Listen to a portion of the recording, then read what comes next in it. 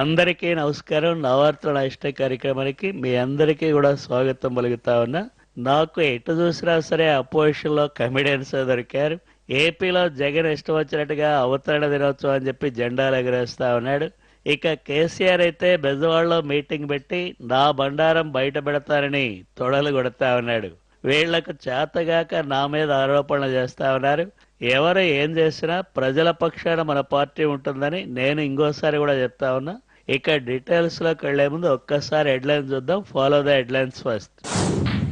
కేసీఆర్ విజయవాడ వస్తే స్వాగతిస్తాం, ఆంధ్ర జనం తిరగబడే బుద్ధి చెప్తే మేము ఖండించాం. రాష్ట్ర అవతరణ దినోత్సవంపై అవగాహన లేని వైసీపీ గణం, పిల్ల చేష్టలతో ఏదీ చేయొద్దని చెప్తా ఉన్నాం. ఆంధ్రాలో పెట్టుబడులకు మనం చేయబోతా ఉన్నాం ఫారెన్ టూర్లు, సరికొత్త రాజధాని నిర్మాణానికి చూసి వస్తా వెరైటీ డిజైన్లు. Now news in details. Telugu ప్రజల మేలు కోసం నేను ఎప్పుడూ కూడా కృషి చేస్తూనే ఉంటాను. కానీ కేసీఆర్ మాత్రం గొడవలు పెట్టుకోవడానికే ముందుంటా ఉన్నాడు. నోటికి అద్దు అదుపు లేకుండా సన్యాసి మెడకాయ మీద తలకాయ అంటూ అందరినీ కించబరుస్తా ఉన్నాడు. ఇలాంటి భాష నేను కామెడీ కూడా అనను. ఏ విషయమైనా ఉంటే బోర్డుకు చెప్పుకోవాలి కానీ ఇలా నోరు మరవేసుకోవడం అనేది ఎంత మాత్రం సమంజసం కాదు, అది పద్ధతి కాదు. అరే ఏ బోర్డుకాయ చెప్పుకున్నాడు చంద్రబాబు, ఆడగుడుక నువ్వు కేంద్రంతో చెప్పి నాకు సున్నం గిట్ల రాద్దామని అనుకుంటున్నావు. అయ్యింది నా తాన నీ నాటకాల గిట్ల నడవై ఏమైనా ఉంటే ఏపీలో చూసుకో, అర్థమైందా? అసలు మీకు మెడకాయ మీద తలకాయల గిట్ల ఉన్నదా? కరెంటు ఇయ్యో గాని పైకి మాత్రం నీతి సూక్తులు గిట్లే చెప్తావు. నువ్వు నీ సంగతి నాకు తెలియదా? తెలంగాణను ఎండబెడదామని చెప్పి అనుకుంటున్నావు. అయ్యింది ముందు నీ రైతుల సంగతి గిట్లా చూసుకో. నాకు గాని తిక్క గిట్లా రేకిందంటే బెజవాడలో మీటింగ్ పెట్టి నీ బతుకును కృష్ణానది బ్యారేజీ కాడ బండకేసి కొడితే ఏమనుకున్నావు? ఏ కేసీఆర్ పిచ్చ డైలాగులు కొట్టద్దమ్మా. నువ్వు గానే బెజవాడ వచ్చావంటే జనం నీకు బడిత పూజ చేస్తారు. అసలే రాష్ట్ర విభజన మీద మంచి కాక మీద ఉన్నారు. నువ్వైతే రా, నీకు బొక్కే ఇచ్చి నేను స్వాగతం పలుకుతాను. కానీ ఆ తర్వాత నీకు పూంపుహార్ అయితే మాత్రం నాకు సంబంధమే లేదు, అది కూడా చూసుకో. అరే ఏందే అయ్యేది, నువ్వు నీ రైతులకి ఏం ఒలగబెట్టలేదు గాని తెలంగాణలో మాత్రం 3-4 కమెడియన్లతో నా రాష్ట్రంలో కామెడీలు గిట్ల చేస్తున్నావా? నాకు తెలియదా నీ సంగతి? అయినా నీ మెడలు గిట్ల ఎట్లా ఉంచాలనే ఏందో నాకు బాగా ఎరికని. గంతేగాని 2-3 భరతనాట్యం గిట్ల చేస్తే ఏమైతుందా? నేనేమైనా భయపడతానని అనుకున్నావు? అయ్యింది నేను గుడక అప్పుడప్పుడు బ్రేక్ డాన్స్ గిట్లా చేస్తా బిడ్డ, నచ్చితే నువ్వు గుడక నేర్చుకో. గంతేగాని నన్ను గిట్లా బదనం చేయాలని చూస్తే ఊక్కునేది లే. ఏ కేసీఆర్, నీ డాన్సుల ప్రోగ్రాం నా ముందు పెట్టద్దమ్మా. నీకే ప్రాబ్లం వచ్చినా బోర్డు దగ్గరకో లేకపోతే ఏ కోర్టుకో వెళ్ళా, అంతేగాని నా బుల్టన్లోకి వచ్చి సన్నాసి డాన్సులు అని చెప్పి అంటే మాత్రం ఊరుకునేది లేదు.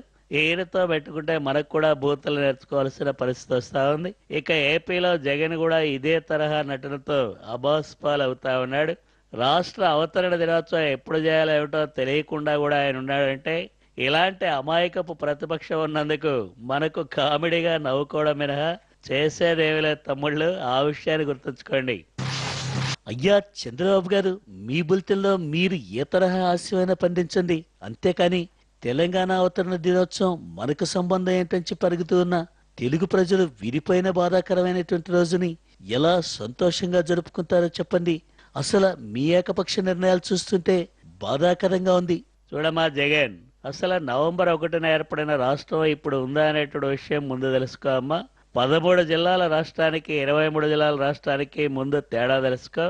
అయినా చిన్న పిల్లవాడు నీకేమీ తెలియదు. నేను 2వ తరగతి పిల్లాడికి విడమర్చి చెప్పినట్టు నీకు చెప్పినా సరే నువ్వు మారం చేస్తా ఉన్నావు. కాబట్టి నీకు పెద్ద పెద్ద విషయాలు అక్కర్లేదమ్మా, నువ్వు ఊరుకుంటే మంచిది. అయ్యా చంద్రబాబు గారు, మీకు హిస్టరీ అంటేనేమంతా, కానీ చరిత్ర ఒక్కసారి చదువుకోండి. అందులో మీకు మొఘల్ సామ్రాజ్య చరిత్రే కాదు, మన రాష్ట్ర చరిత్ర కూడా ఉంటుంది. ఎకనామిక్స్ చదివిన మీరు హిస్టరీ తెలియకుండానే పాలించడం ఈ రాష్ట్ర ప్రజలు చేసుకున్న దౌర్భాగ్యం కారాంచి పరుగుతున్నా. కాబట్టి ఒక్కసారి మీరు చరిత్ర పుస్తకం చదవండి. కావాలంటే మీకు ఆ పుస్తకం నేనే పంపుతాను. కనీసం అప్పుడైనా అవతరణ దినోత్సవం తేదీని మారుస్తారని చెప్పి ఆశిస్తాను. లేదంటే నేను సీఎం కాగానే మొదటి సంతకం ఈ ఫైల్ మీద పెడతా. అప్పుడు 5 సంతకాలనే ఇప్పుడు ఇలా అయ్యావమ్మా. వీళ్ళకి మనం చెప్పినా అర్థం కాదు కాబట్టి ఇప్పుడు ఒక బ్రేక్ తీసుకుందాం తమ్ముళ్ళు. Take a break.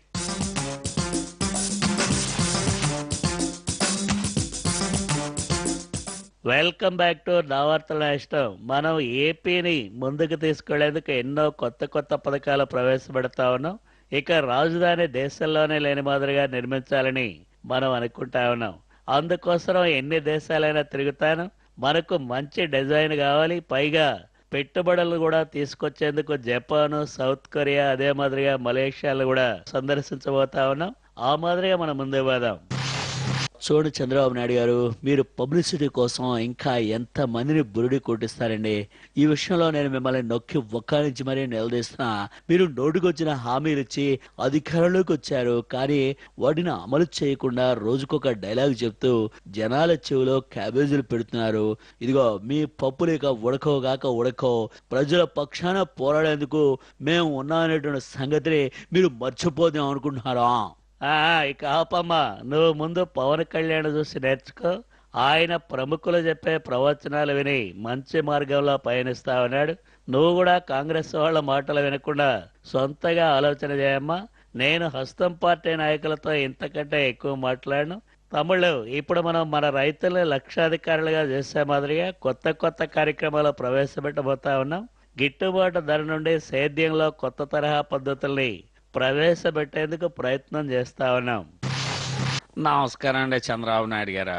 మీరు రైతుల గురించి గొప్పగానే చెప్తున్నారు, కానీ భూమికి మంచి భూమి ఉన్నప్పుడే డెడ్ చీప్గా ఇవ్వమని చెప్పి అనడం బాగోలేదండి. ఇన్నాళ్ళు వ్యవసాయం చేసుకుని బతికాం. తీరా ఇప్పుడు మంచి ధర వచ్చే టైంకి మీరు ల్యాండ్ పూలింగ్ అని చెప్పి కొంతమంది అధికారులు ఏమేమో చెప్తున్నారో ఏంటండి ఇదే? మీకు ఎవరికి అన్యాయం జరగదు తమ్ముళ్ళు. మీకు లాభసాటిగా ఉండే మాదిరిగా నేను చేస్తాను. మీరు వైసీపీ వాళ్ళు చెప్పే అబద్ధాలు నమ్మద్దు. వాళ్ళు మనకు వ్యతిరేకంగా ప్రచారం చేస్తా ఉన్నారు. ఏంటండి మీరు మా పార్టీని మీరు తిడుతున్నారేంటి? మేము ఏది చేసినా మా హైకమాండ్ చెప్పినట్టే చేస్తాం. తక్కువ ధరకు తీసుకొని మా భూములు మాకు కాకుండా చేయాలని చెప్పి అనుకున్నారా? అప్పనంగా లాక్కుంటా ఉంటే ఊరుకోమనుకున్నారా? ఆ తర్వాత మీరు మా శవాల పైన రాజధాని కట్టుకోవాలి.